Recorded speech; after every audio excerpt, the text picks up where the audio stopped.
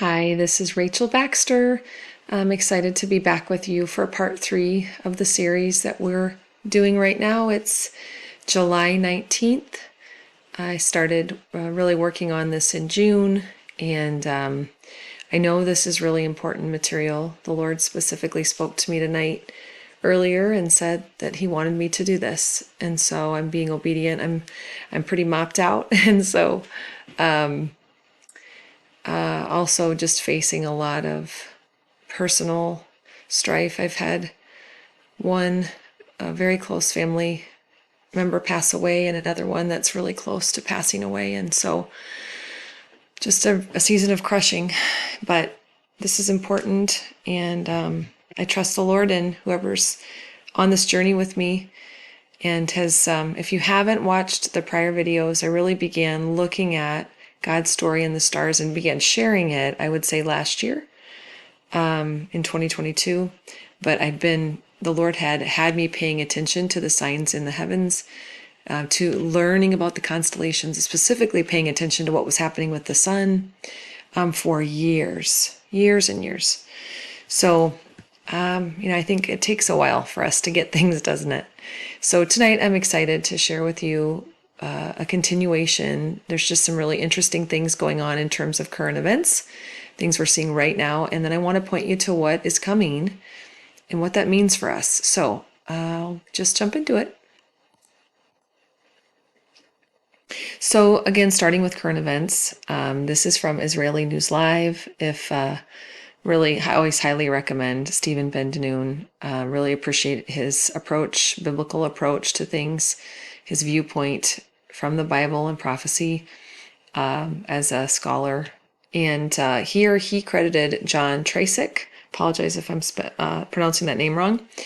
But John had shared a number of pictures he'd gotten from someone in Cape Town, South Africa. And I'm just going to share that. This red star was glowing so bright, I can't really see it on the picture, but last night, so it would have been on July 12th, Cape Town, South Africa, they go on to say it was looking from the northeast side, so at 21:30 p.m., and that it had been going on for about a month. So, this is something that I'm looking at and praying into. If I've got some thoughts to share with you here on that. So, my first thing was, well, what if this is what they're really seeing, if this is real and true, this journey we've been on where I feel like the Lord's been unraveling, where are we supposed to look in the heavens to see this incoming body? If it's just a red star, what could it mean? But if it's a particular incoming body that we've been looking for, that God has used in the past and will use again to bring about his plans, where would we see that? So I was curious. If I looked at Stellarium, Cape Town on July 12th, 21:30, what, he said to the northeast. And so I'm looking at that, again, Cape Town, 21:30, and what I do see, I see Jupiter, kind of in between, straight east, it's really not a lot, north, but I see Jupiter, Uranus, the moon, and Pleiades. Now, I don't know how high up in the sky. It's really hard to see from the picture. So is it higher up? Is it lower? How close is this? I mean, here's the tree. So it's really hard to tell. But general vicinity, you can see you've got Aries. You've got, this is Taurus here, again with Pleiades. So, could it be Jupiter that they're seeing? But if it is Jupiter, what would cause it to glow red?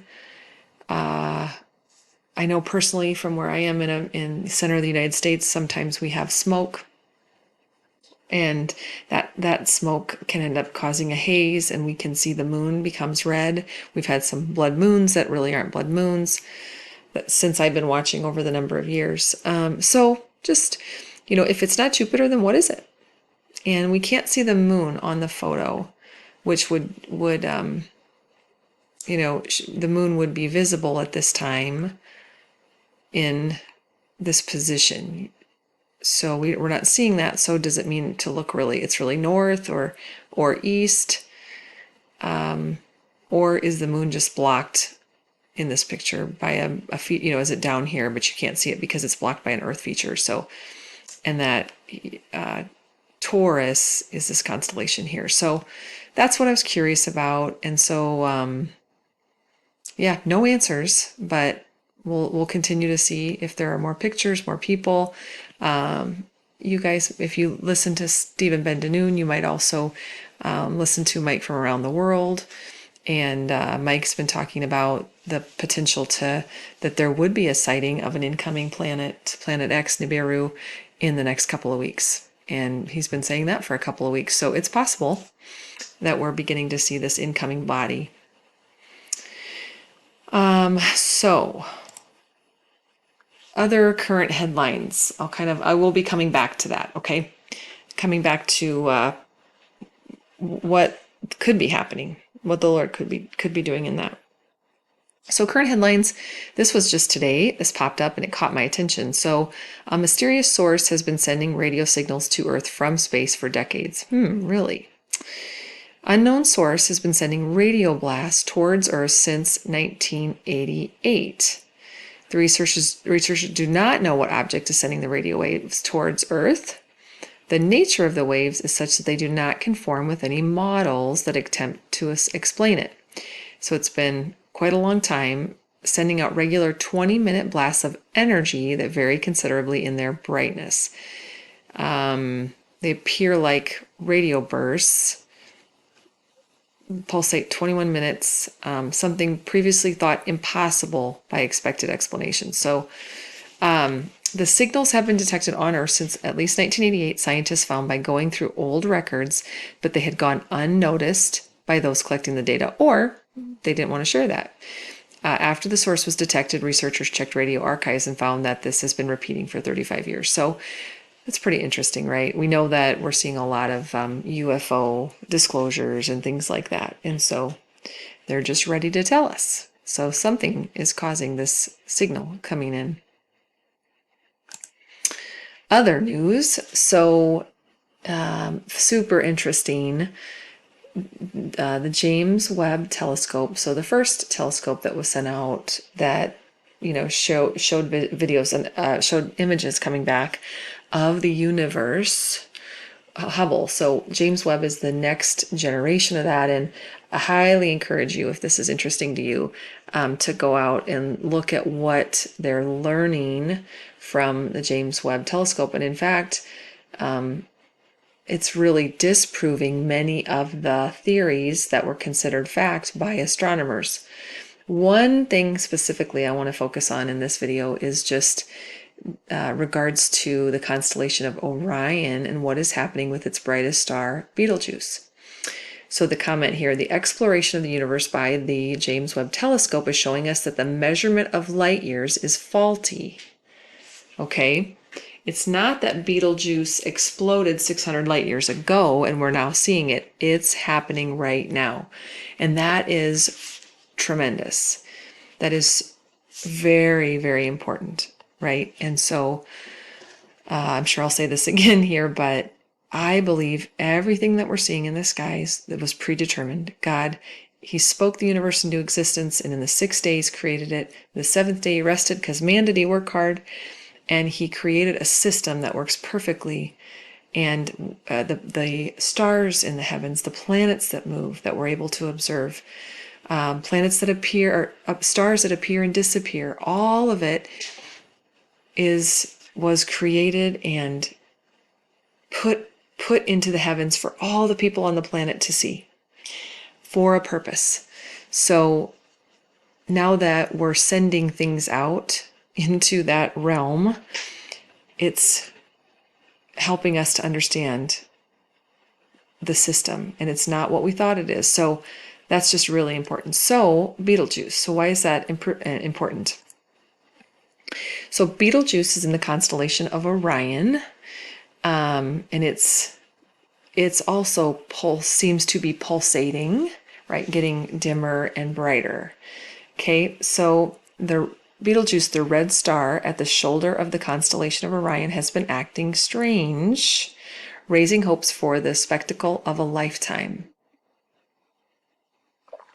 Betelgeuse is a red supergiant star, one of the most familiar sights in the heavens. A gleaming ruddy dot at the shoulder of the constellation of Orion has become even more eye-catching over the past few years because of major changes in its appearance.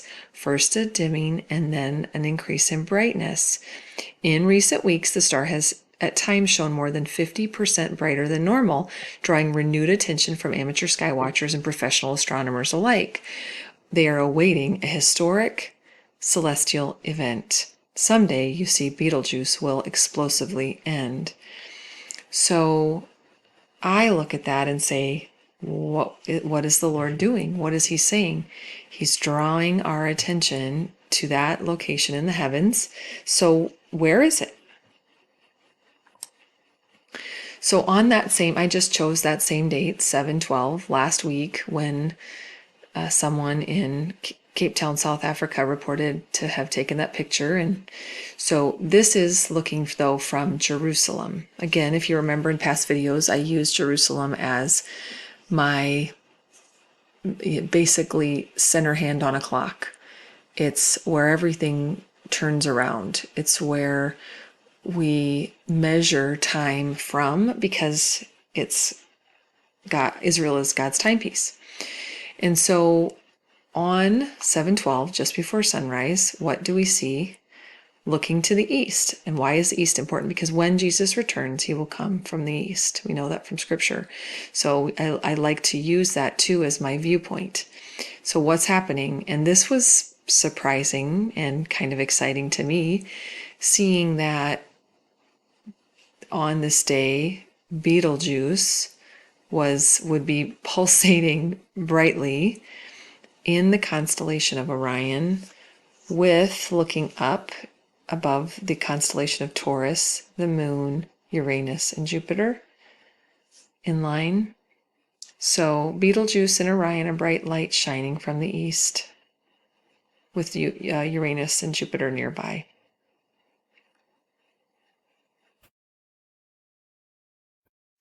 So since we are looking at Jupiter there, this is kind of a reminder. In the last video, I went into some detail on this. Again, encourage you to watch past ones. These build on each other. And I want you to know, as I'm doing this work, it's all being unraveled to me as well. It's not like I know the final page of the story. I feel like I have a sense for where it's leading. And there's some things I feel like the Lord's shown me. But I don't have all of the understanding or the details. But as I put this together, the Lord unravels it and I share it with you, and then he gives me more. So I want to, again, pay attention to Jupiter, because Jupiter's the king planet. And if you think about it, it's like the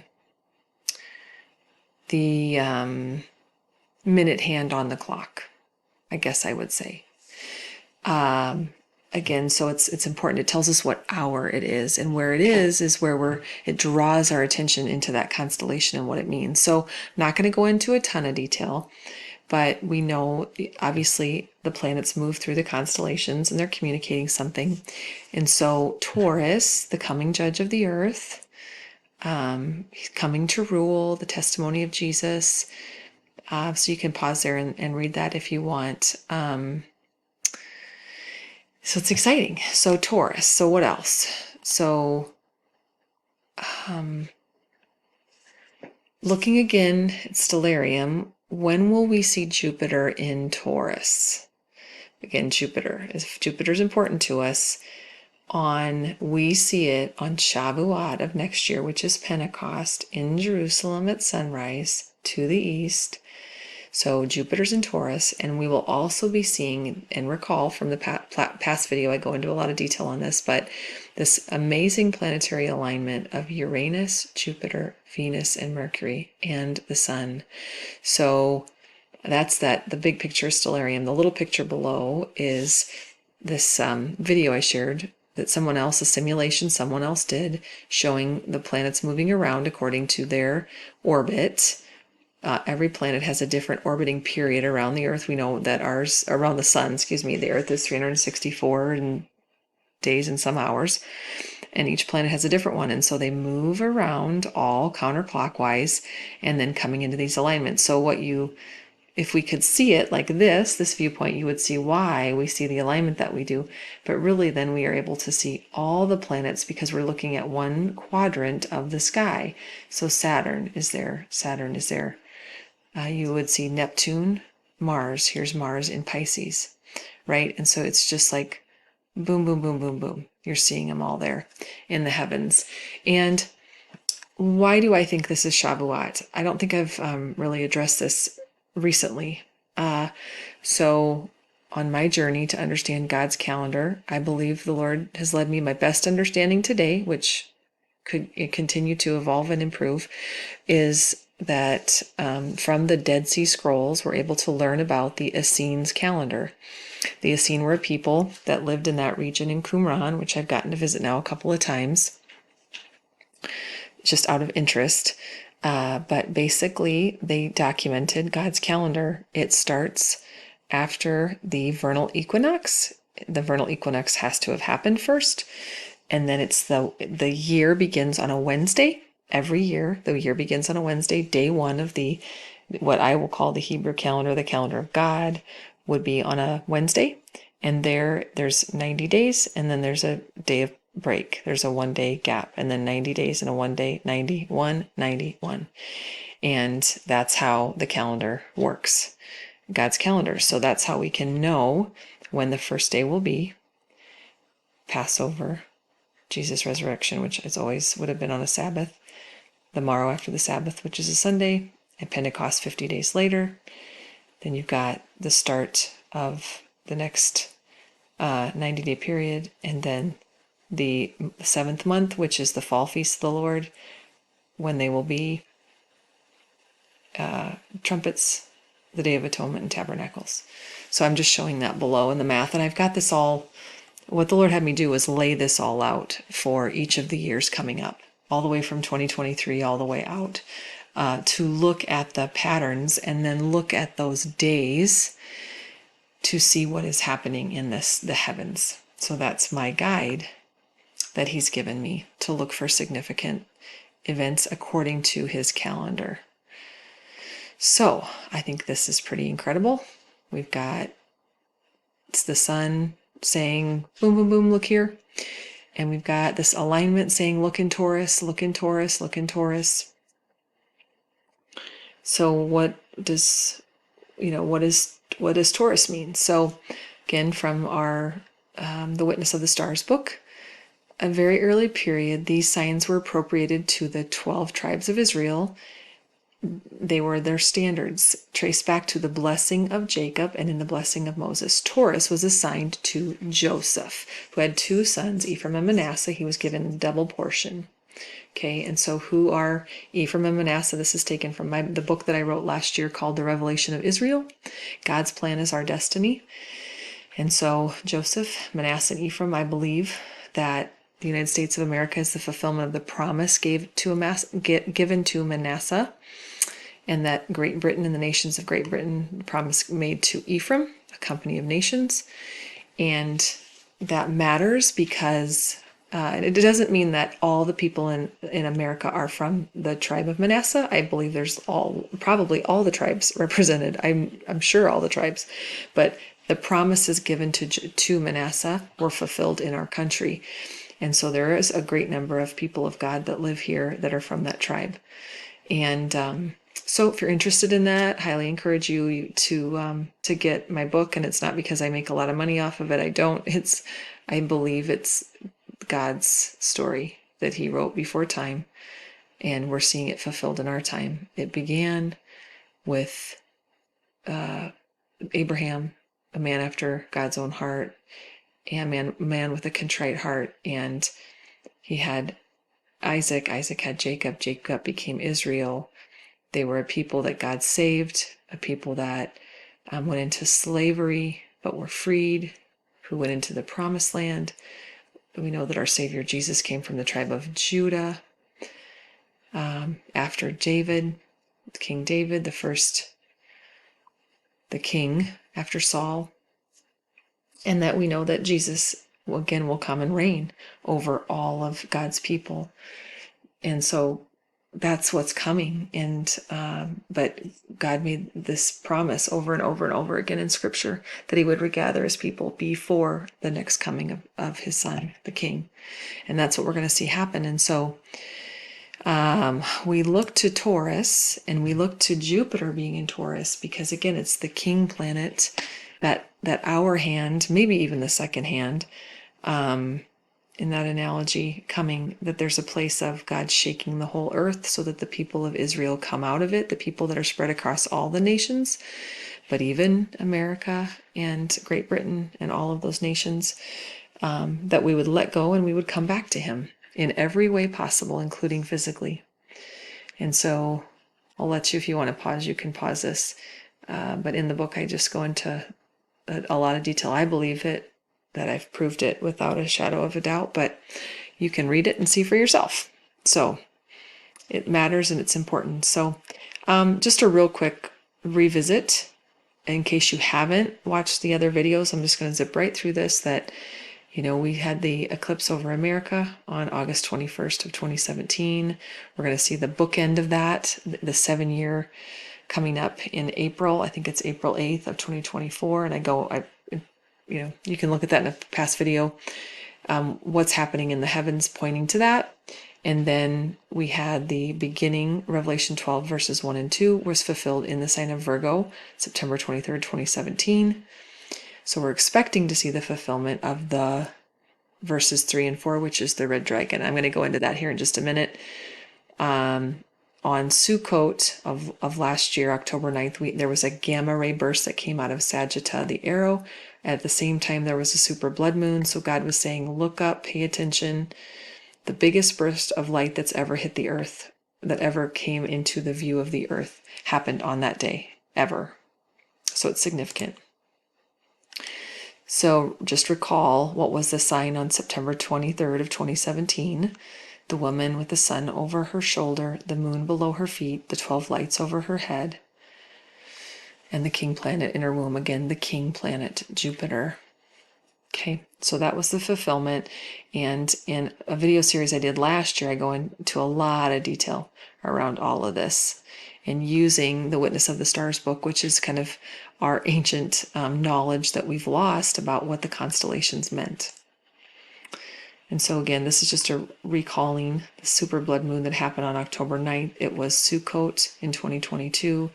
This was looking ahead here to our fall in 2023. Trumpets will be on the September 20th, Day of Atonement September 30th, and then Tabernacles beginning on October 5th. We've got the foreshadowing of Jesus' return at the last trump, Judgment Day, and the 1,000-year reign of Jesus on the earth, beginning with Tabernacles. So at some future year, not too far away, we will see the fulfillment of these according to the dress rehearsal times that have been going on for millennia. Just pointing out this gamma ray burst that came out of Sagittarius, the arrow, and from Zechariah 9, then the Lord will appear over them, and his arrow will go forth like lightning, and the Lord God will blow the trumpet and march in the storm winds of the south. This burst of light went on for 10 minutes. Unheard of. And this word arrow is only found 3 times in all of Scripture, in Zechariah, Matthew, and Luke. And the Lord shall be seen over them, what I just read, and his arrow shall go forth as lightning. For as the lightning cometh out of the east, and shineth even unto the west, so shall also the coming of the Son of Man be. For as the lightning out of one part of under heaven shines under the other part of heaven, so shall also the Son of Man be in his day. Pointing to Jesus coming. And then I always like to share this. If you've never heard of Terry Bennett, highly encourage you to go just listen to some of his teachings, and I determine for yourself. When I share these videos, I do it with fear and trembling to the Lord. I'm just a person. I always say I'm just a person and I'm fallible. So take it to the Lord for yourself. Ask for yourself. I'm not trying to sell you anything. I just know that I've been asked to share what the Lord's shown me. And so that's what my heart is. And so I personally believe Terry Bennett, who is just a man, but he loves the Lord Jesus. And so his relationship and intimacy with Jesus led the Lord to, in the call on his life, led the Lord to use him to declare what is happening. The angel Gabriel had come to Terry back in 2001. And laid out a 3 7-year periods of time. Now the angel Gabriel came back and said in April of last year and said that Jesus had taken the scroll, the beginning of Revelation 5. Then the angel Gabriel came back on October 5th and said that the first seal had been opened. Then this past April, on April 8th, just a couple of months back, Jesus himself came with a red horse to Terry and said that the red horse has been released. So the first two horses, the first two seals of the book of Revelation have been opened, have been released. The third one is the seal of famine. When could it be released? And we look to the heavens for that clue. Okay. So the third one, and again, in the previous video, I do spend some time looking at that, from the perspective, the prophetic perspective I have of things the Lord showed me. So, but we all see in part, right? So now I want to really spend some detail time, but putting things together in terms of the incoming fiery red dragon, because so maybe it's been spotted. Maybe, I don't know. I don't know that I have a sense in my heart, but I want to look at it. It could be that it is beginning to show itself. We're beginning to see it in the heavens as it comes in. And so let's look at what that means from a biblical perspective. So again, this was from a video I did last year where we look at the sign of the constellation of the dragon. So war broke out. This is later. I'm not showing verses 3 and 4, but I guess here is 4. Oh, down here is 3. Okay, and there appeared another wonder in heaven, and behold, a great red dragon having 7 heads and 10 horns and 7 crowns upon his head. So this is going to be a sign in heaven, just like we saw. Sometimes the scripture talks about things that are going to happen. It doesn't say it's specifically a sign, but this is where it's saying there's a sign, and this red or pyros shows up only 2 times. Once in Revelation 6, talking about the red horse being released, which we just saw happen. According to Terry, Jesus just released the red horse, and then the same word red in the original Greek, only those 2 times. So to me, that I look for that. Those things are tied together. So and war broke out in heaven. Michael and his angels fought with the dragon, and the dragon and his angels fought, but they did not prevail, nor was a place found for them in heaven any longer. So the great dragon was cast out, the serpent of old, called the devil and Satan, who deceives the whole world. He was cast to the earth, and his angels were cast with them. And so going into the witness of the stars, and that is pointing the story that God places in the heavens. There's several different Satan-like constellations. Hydra is one, the serpent. There's others, but the dragon fulfills, what I believe the dragon fulfills, that the dragon will somehow be tied to the red dragon coming in. The fall of Satan, which is...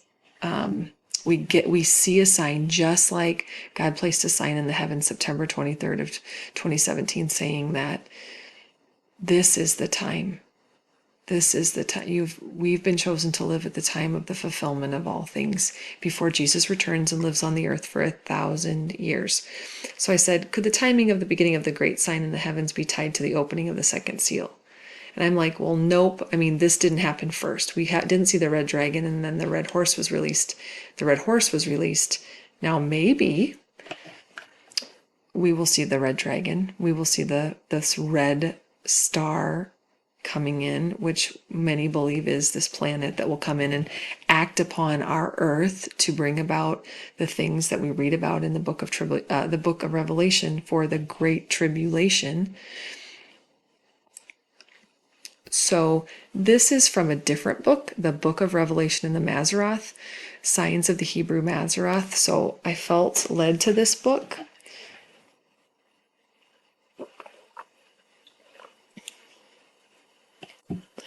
In verse 9, we're told who the dragon represents, and the great dragon was cast out, that old serpent called the devil and Satan, which deceived the whole world. He was cast out into the earth, and his angels were cast with him.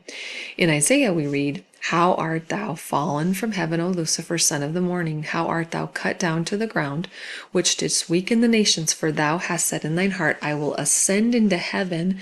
I will exalt my throne above the stars of God. I will sit also upon the mount of the congregation in the sides of the north."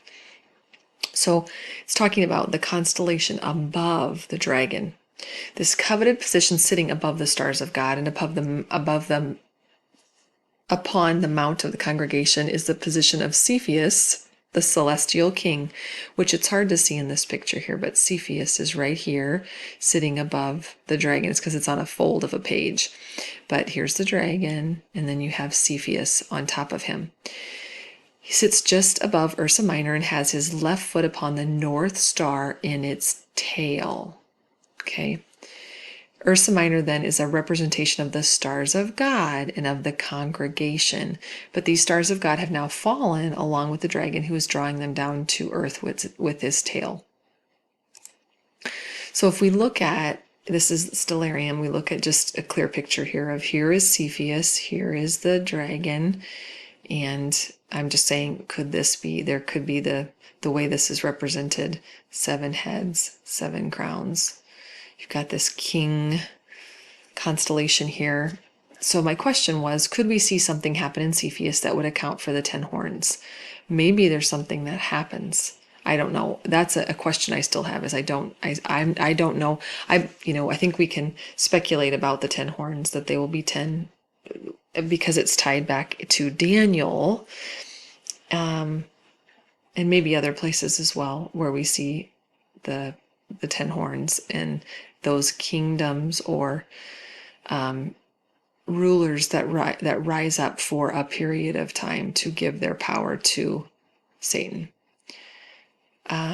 So Cepheus is in Pisces, a human figure holding a branch, and that references Jeremiah 23 and 33. So Cepheus, so now this goes back to the Witness in the Stars book. Here we have the representation of a glorious king crowned and enthroned in the highest heaven with a scepter in his hand and his foot planted on the very polar star itself. His name means one comes to rule. The Greek name, Cepheus, is from the Hebrew and means the branch and is called Euripides, the king. The brightest star means coming quickly. So this is so incredible. I mean, honestly, it points to Jesus, the King of Kings and the Lord of Lords. But of course, Satan wants to come and twist that and take that. So in Jeremiah 21, after speaking of Israel's restoration, so the nation and the people, at the same time, says the Lord, will I be the God of all the families of Israel, and they shall be my people, for I am a father to Israel, and Ephraim is my firstborn. So see, there's a reference there to Joseph's son Ephraim, or the nations of Great Britain. As he said to Moses, thus saith the Lord, Israel is my son, even my firstborn. Here is the foundation of Israel's blessing. True, it is now in abeyance, but the Lord reigneth, and will in due time make good his word. When this book was written, Israel was not yet a nation. So that's why it's written like that. The counsel of the Lord stand forever, the thoughts of his heart to all generations. So Cepheus, could we look for something happening in Cepheus? So circling back to where we began this video then, Cape Town last week, 2130, this is the view straight north. So they had recorded that it was to the northeast, which is where we saw Jupiter. So the constellation of Draco, this is, by the way, the landscape. So if someone was standing here, they couldn't see this. They couldn't see Draco, and they couldn't see most of the constellation of Cepheus. It's possible that they could see just the very upper part. I don't know. But neither moves above the horizon from Cape Town. And I'll show you in a second here. maybe if I didn't close the tab. Let's see. I'm gonna have to, right now this is reset, so I'm just gonna show you Cape Town. See if it pulls it up. Okay, we'll just kind of go right to the edge. Use this location, and I want to go to the north, okay? And I want to set it 7. I'm putting it on 712 and 2130. Okay, and I'm going to turn, let's see. I think if I do it like that, yeah, you can see it. So see, here's Cepheus, and then when I move the clock, this is 2130, but when I move it, I want you to just watch how Cepheus and Draco never come above the horizon. Do you see that? They always stay below the horizon when you're looking north and you're in Cape Town. Now that's different, because if I change the location to Jerusalem,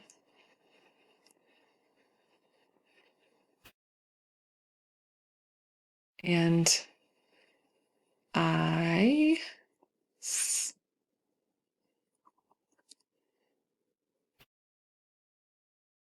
you can't see all of this. I don't want to mess with my screen, but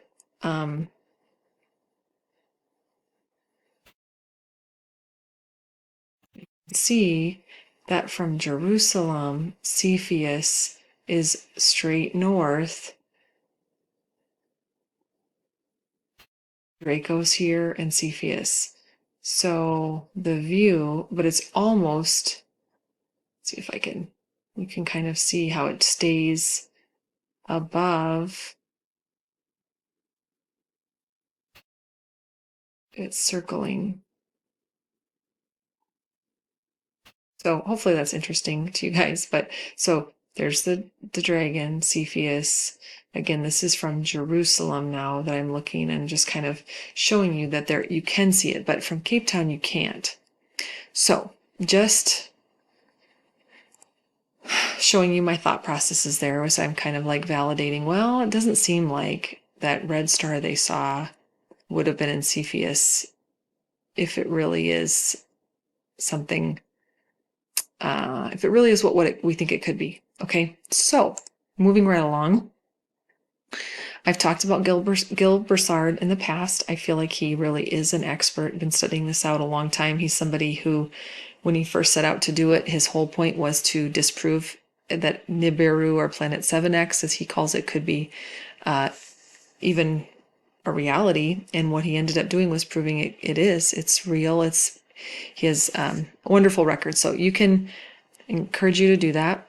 So this is his postulated approach, and every year he updates these, and he sent me his documentation from the past year. So this isn't accurate. We didn't see on February 28th, 2023, but he puts it out ahead of time and says, well, if we're going to see it, here's where it would present itself and how it would. So he's saying if it replayed itself, if it was on the same pace, the same trajectory, it hadn't changed, and it could change, it doesn't have to be on the exact same orbit when it comes back around. It depends on how God set up the system, right? So, but if it was, he mimicked it as if when it happened in 1054 AD. So it's like he said, well, it happened here. He has documentation from historical records that it did happen. They saw this planet. It was sighted 13 months away. And so where would it show up and what would you see? So notice that Pisces, where Cepheus is called out here, that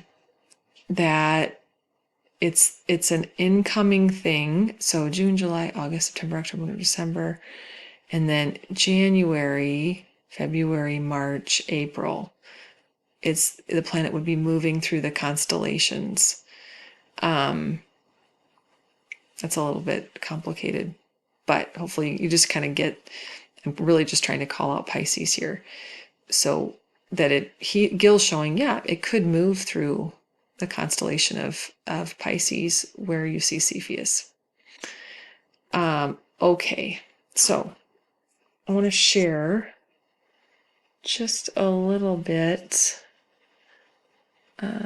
So I put the website here, 20 things you should know about Nibiru, Planet X. So some background. NASA has identified a planet with an anomalous orbit around our sun. They refer to it as Planet X. The Washington Post and other news agencies wrote about it in 1983 and the coming years. According to the Washington Post, a heavenly body possibly as large as the giant planet Jupiter and possibly so close to Earth that it would be part of this solar system has been found in the direction of the constellation Orion by an orbiting telescope aboard the U.S. Infrared Astronomical Satellite. All I can tell you is that we don't know what it is. Harrington wrote a very interesting article in the journal in 1988, suggested that a planet 3 or 4 times the size of Earth existed, having a position 3 or 4 times further from the sun than Pluto, so way out there, and the models believed that it had an elliptical orbit of 30 degrees, so not the circular orbit that the rest of our planets go on. It's believed that the planet originated from the Orion constellation, passing near our planet and coming towards it from the sun after making its way past Earth. It heads out towards outer space and then disappears, so we don't see it for generations, okay? And so Planet X past headlines. So actually just typed in something like Nibiru something, and then it brought up this article, Pioneer 10 seeks mysterious Planet X, and this was in 1988, but I went to it and the page was unavailable. But in this other website, they kind of are able to put together the various newspapers that published information through the years on Planet X. So starting in 1983, this chief scientist, what we just read about, announced it had discovered Planet X or Planet 10. Just 1 week after the story of Planet X was released, the magazine U.S. News and World Report ran a story retracting the announcement, and NASA has been quiet ever since. That didn't stop Harrington, who was the chief astronomer, until his mysterious death in 1993. So analyzing extensive publications around it, you can gain a unique perspective. So I grabbed a few from 1983. Accordingly, Pioneer 10 may lead scientists to discovery of some massive object towards the edge of the solar system. It may be a brown dwarf star, a celestial object that has not quite massive enough for its thermonuclear furnace to ignite. Since most stars are paired, it is not unreasonable to assume that the sun might have such a dim companion. Evidence assembled in recent years has led several groups of astronomers to renew the search for the large planet beyond Pluto and Neptune. 1987, if there is a large planet towards the edge of the solar system, said the scientist, it must be traveling in an elongated orbit nearly at a right angle to the orbits of the other planets. Such an orbit would bring the planet near the rest of the solar system only every 700 to 1,000 years, which is way closer to the models, I would say, that Gil Broussard has. And this was from 98. We have a 90 to 99% confidence that Uranus and Neptune are being disturbed. And one candidate for what's causing that would be Planet X, its gravitational effects on other planets. And so here we have, I just want to call out that I've seen, as I became an adult, this whole movement towards global warming and climate change, and it's all caused by people and greenhouse emissions and da-da-da-da. But as I started to study it out a number of years ago, that can't answer why other planets are also being impacted. Other planets are changing. Astronomers have been observing all the planets changing in one way or the other. And so it's not just Earth. And of course, us little ants on this planet don't have the ability to impact other planets. So something else has to be doing it. So, And then from 91, Harrington thinks Planet X's last close approach was in the 1700s and has been receding since. This might explain the greater deviations seen when Uranus was first discovered than we see today, which I don't know what to say about that. And predicts that Planet X will be found in the constellation of Centaurus near the Southern Cross. So I was just looking to see, again, this is Cape Town. This would actually be looking to the southwest. The way that Facebook post was worded, it said from the northeast instead of to the northeast. So I thought, well, maybe I'm looking at it wrong. So it kind of surprised me when I saw here's Centaurus. Maybe. Don't know. All right, I'm wrapping up here. So, side note, my husband sent these to me, and I thought, how weird is that? It's a very weird looking cloud in front of our sun, isn't it? You don't often see part of a cloud in front and part of a cloud behind. So I just thought that was weird. But I was looking to see again where it was found. You can't see it in the constellation here, but the sun at that point was in Cancer. You can see Leo's up here, and it's just hidden by the landscape tree and Stellarium. So I just think that's interesting. But then it reminded me. So I'm going to close with this, okay? Back in 2015 and 2016, I had two different dreams about, one was about seeing this planet, this incoming planet during the daytime, and one was about seeing it during the nighttime, like as if you would almost look like you'd have two suns or two moons. Now, I do want to say that I had a dream last year, I believe. It might have been 2 years ago. That was a different kind of a dream where I have it posted on Scroll and Fig Leaf. It's a WordPress site, so you can always go out and look at that, but that's where these are posted. But in the dream, it was really that there was a connection. Well, hard to describe, but what I'll say is the dream itself was about a planetary object coming out of our ocean to the south of South America and coming up. And as I prayed into that, I believe that it's tied to almost like a portal between this incoming planet and our Earth. So anyway, sometime I might speak more about that, but I'll just zip over here a second, back to over here, and say here's just really briefly, just so this video doesn't get too long. You can go look at it here, scrollandfigleaf.wordpress. But so in the dream, I was visiting old friends in a house that wasn't mine. I was examining two baby beds that both had the rails removed and safety glass installed. So while in the dream, I thought that was interesting. I thought my girlfriend must have suggested to her mother or mother-in-law that she needed to do so for her grandchildren to sleep at grandma's house safely. So I don't know that has anything to do with this, but then I was outside at the edge of a lawn, which met up with a field at the edge of town. There were three people, men, I think, facing away from me and facing towards the field. They were looking at something. The three men were not standing together, but pretty far apart. In other words, there was separation between them. I looked out past the field, and at the edge of the horizon, I could see the sun on the left. Then, to my surprise, I saw what looked like a second sun to the right of the actual sun, only it was smaller, perhaps a third of the size. So it would be like an incoming planet further out. Not close, not between us. The sky had some clouds in it so that the sky looked pink. I walked up to the first man, who was to the right, and began trying to help him understand what he was seeing. I told him that this was the other planet so many had been warning about, and now we can finally see it. He seemed to be taking in what I was saying and accepting it for truth. I was then warning him to get prepared for greater changes on our Earth because of it. I told him how it was that many times in the Bible, events occurred in relation to this planet's effect on Earth, just as God designed. Then I went on to the second man, who was in the middle. I remember that he had a darker colored skin. skin. Perhaps he was of Asian descent. He had features that reminded me of the Eskimo people. I began trying to explain to him what the second sun in the sky was, but he did not believe it. He began to argue with me, even to the point of denying what we were both clearly seeing. I became frustrated and gave up trying to convince him of the truth.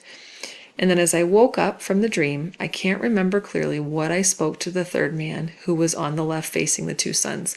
I feel like he was apathetic to it, as if its existence wasn't going to change anything that he did going forward. When I woke up, I was also trying to determine from the clues in the dream if I was seeing this sight at sunrise or at dusk. I feel like it was in the morning, because I immediately thought of the old saying, pink sky at night, sailors delight, pink sky in morning, sailors take warning. And this was a warning kind of a dream. And so interpretation, I feel like the three men represent the three positions that will be taken when we really can see the new planet Nibiru. Men will either take the warning and begin to understand the times we're living in, they will deny it completely, or they will remain apathetic.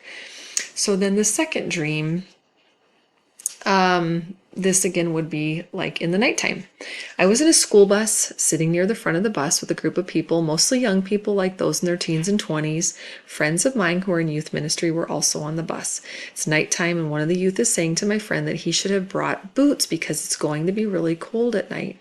I think to myself that I don't have boots either, and I'm disappointed.